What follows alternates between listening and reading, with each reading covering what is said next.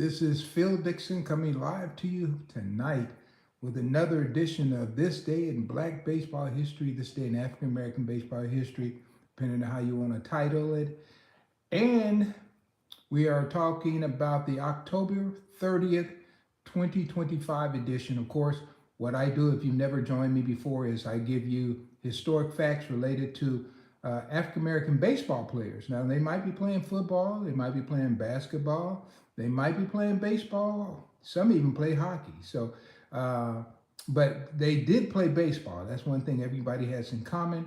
And so I give you some facts that happened on October 30th.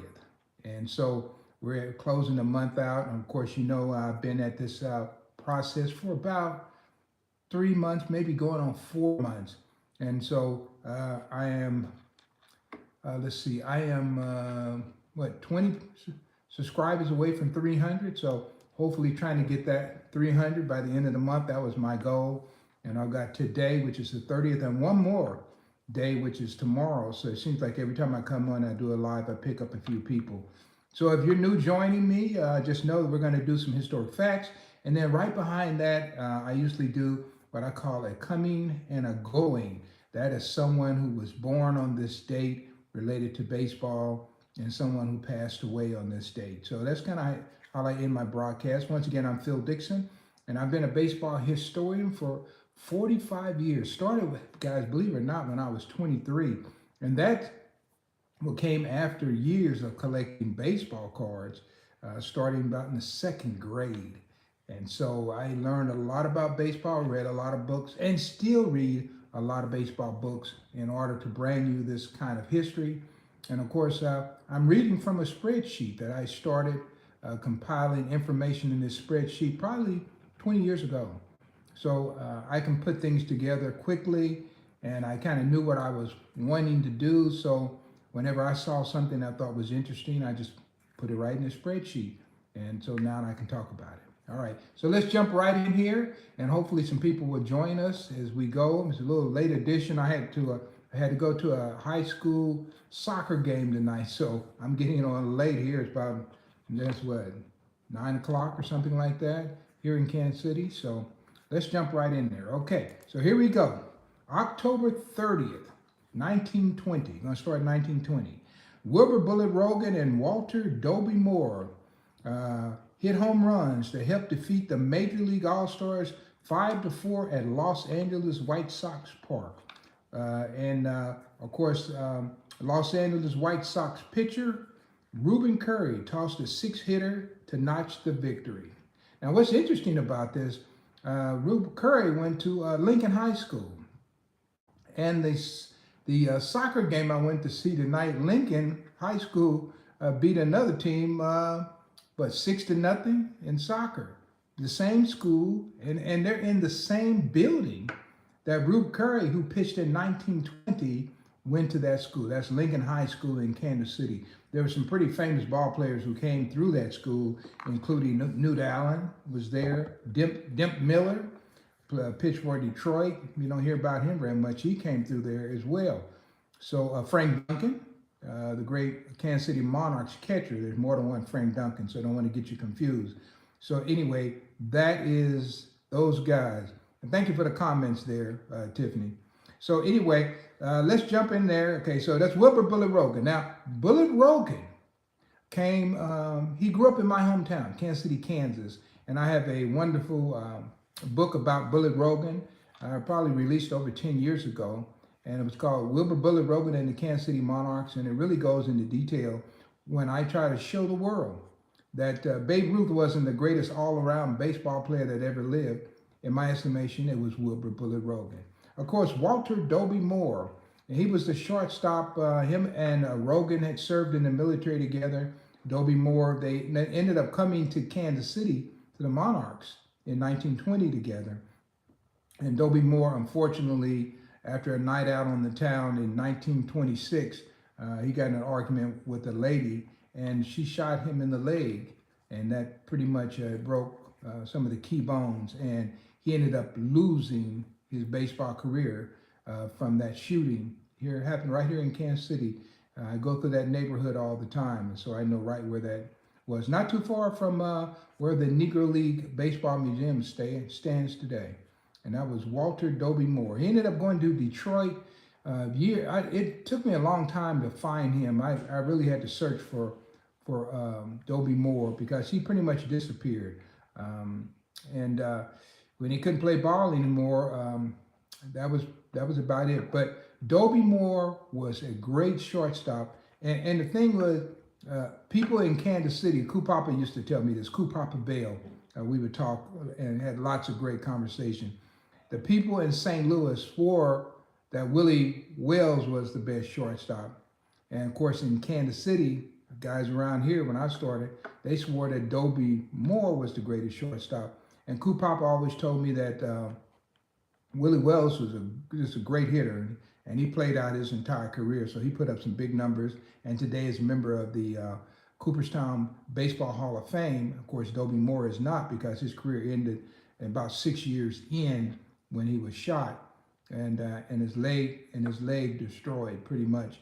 But Dobie Moore had a greater arm behind in the hole at shortstop than Willie Wells did, and that came from Coop Papa Bell telling me that.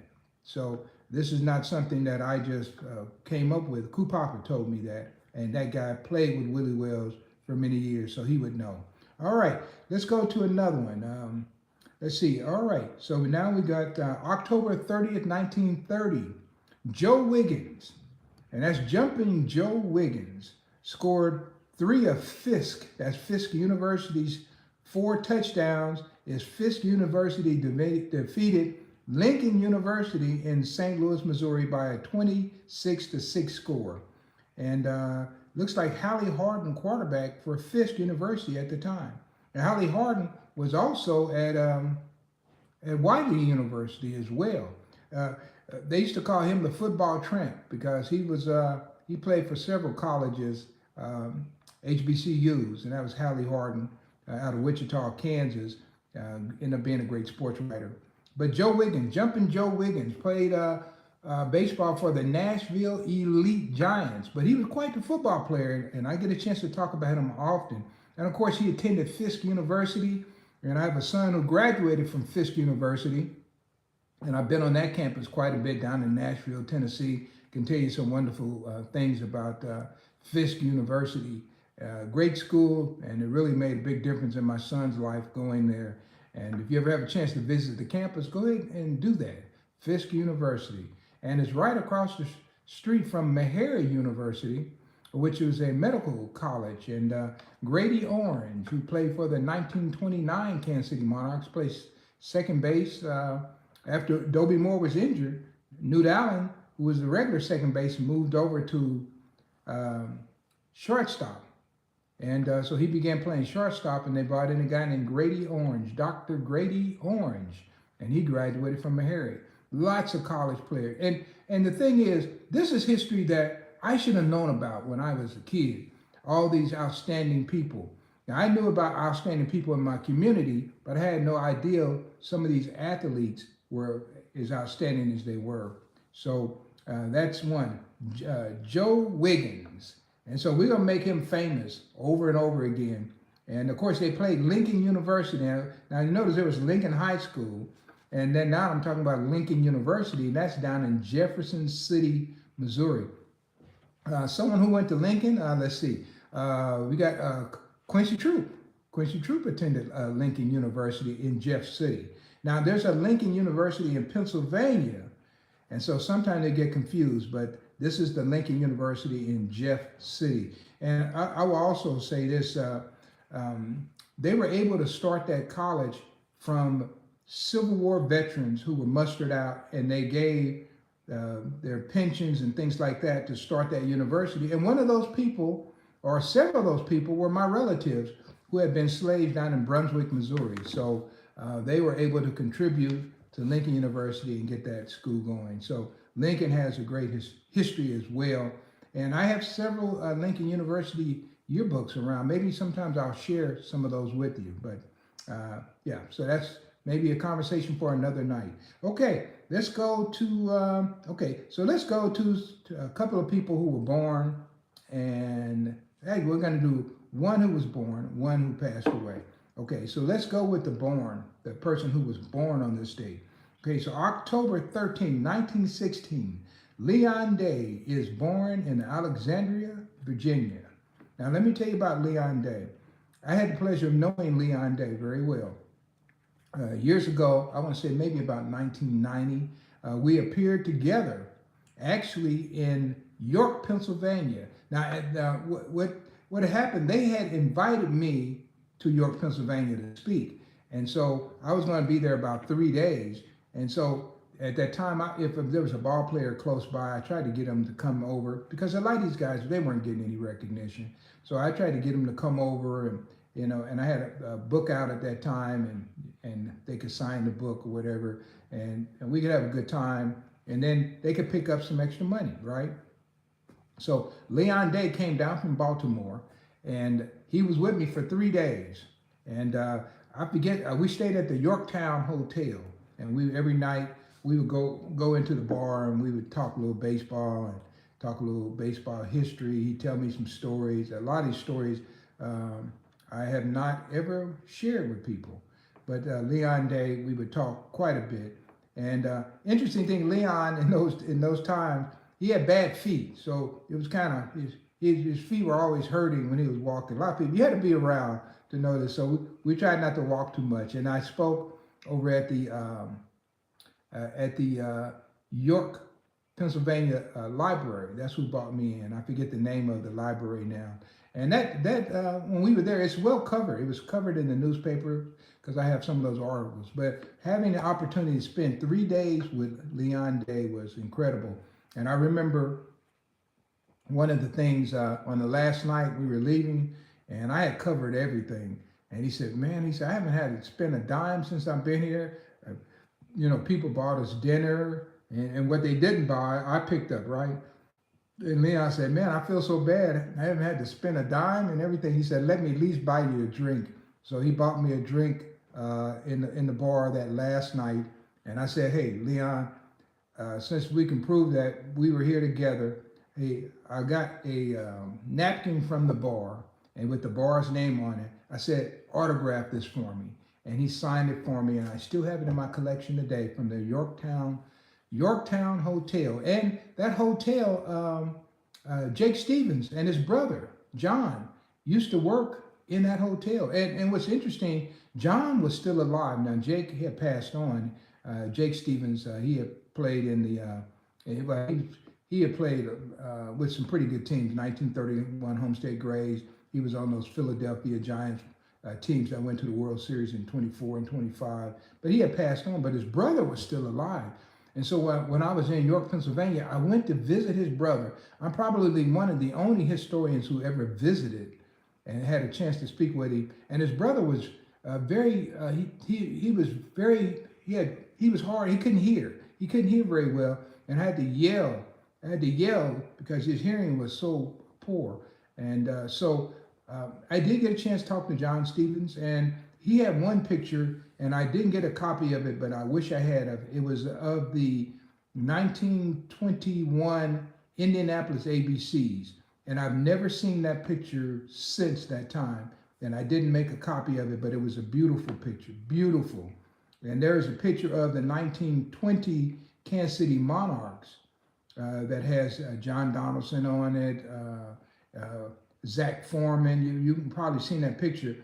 It was taken by the same photographer, and they had the same setup. It was just large, and I kicked myself. I didn't get a copy of it, and so I've never seen it again. So hopefully I get a chance to go back to York. Maybe someone has saved that photograph, and now it becomes a history. So that's Leon Day. And Leon Day, in 1995, he was inducted into the Cooperstown Baseball Hall of Fame and passed away just a few days later. But when we were together, well, that was 1995, and we were together in 1990. So it's 5 years later. But a lot of people got to meet him later on. But when I took him to York, Pennsylvania, he wasn't very well known. But by the time we left there, we made a mark.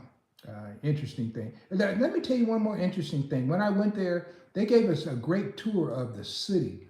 And when we went around, they took us to a community center, and they had a swimming pool there, and all the lifeguards were black. Now in Kansas City, I had worked, did some things in the summertime, and they were paying white kids larger salaries to come in and be lifeguards at the black pools in Kansas City. This is swimming pools in summertime.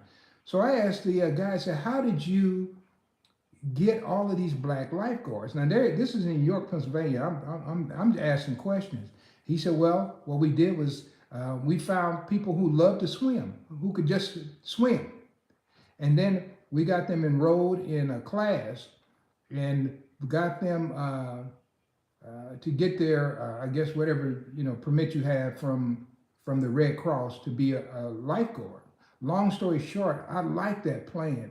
So I came back to Kansas City, and there was a guy named Lee Swinton who used to be with the NAACP, and I explained to him that we can do the same thing in Kansas City. So he loved the idea. He took it to a place called the Full Employment Council, and we got a lot of youth involved. And within 1 year, we had all the inner city pools in Kansas City stocked with black lifeguards. And that happened because I went to York, Pennsylvania, and saw what they were doing there, and I just carried it back. Now, I don't know what's going on now, but I tell you what, when we got those black lifeguards in Kansas City, they had to pay them the same amount of money that they had been paying the white kids to come in to lure them. They had to pay those black lifeguard teenagers the same thing. So they had great summer jobs. All right, that's way off the subject, but guys, when you're out there, you see things and you bring those things home and you make a difference. That's what I'm trying to say. All right, so we're gonna go to the last one, October 30th, 1977. And a right-hander, William P. Drake, a former pitcher for Walter Brown's Tennessee Rats, the St. Louis Giants, and Kansas City Monarchs, also the Tulsa Oilers and the Texas, Oklahoma, Louisiana League. He died in St. Louis, Missouri, and Sedalia, Missouri is his birthplace. There's lots of stuff I can take away from this. First of all, if you ever see the picture of the Tennessee Rats, the one from 1914, the reason that survived because that came from his collection. So that was Drake. And sometime you'll see that picture and it'll say Drake on it. So it has his name. That's the only reason that picture survived, because he had it. And he had played for the Tennessee Rats in 1914. Tennessee Rats were from Holden, Missouri, not far from where he was. And so they recruited ball players from that area. And so that's how he got on the Tennessee Rats. And from the Tennessee Rats, he ended up going up to North Dakota, and then they put him on a team in North Dakota. And then he ended up with the St. Louis Giants in 16. This guy was, he was the real deal. And I remember talking to a guy named Maurice Doolittle Young. And he said, when he first came to the Kansas City Monarchs as a rookie,